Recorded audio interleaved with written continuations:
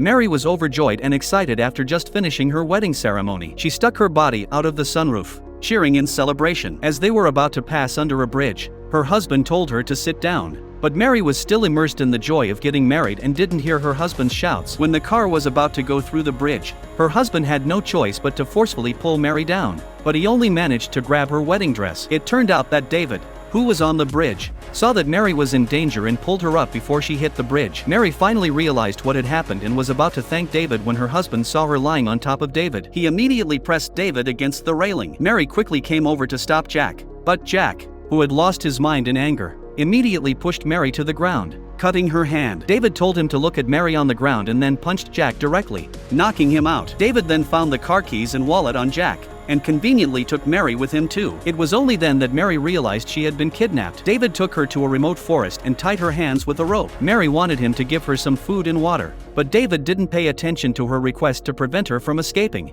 telling her that she could only leave after Jack gave him a $100,000 ransom. When David thought he had completely tied up Mary, she immediately untied the rope when he wasn't paying attention and looped it around David's feet, causing him to fall again. Mary looked at David lying on the ground, deliberately threw the rope on his body, and then returned to the car to start it and leave. However, after searching every corner of the car, she couldn't find the car keys. At this point, David smugly took out the keys from outside the car, and Mary realized that she had been tricked by him. Suddenly, David offered to make a deal with Mary as long as she didn't run away. He wouldn't tie her up. Mary had no choice but to agree, but she hadn't eaten all day. David said he could handle it, but Mary didn't believe him. He then opened the trunk of the car, which was full of food and drinks, but Mary, whose plans had been unexpectedly interrupted, forgot that these were originally prepared for her wedding.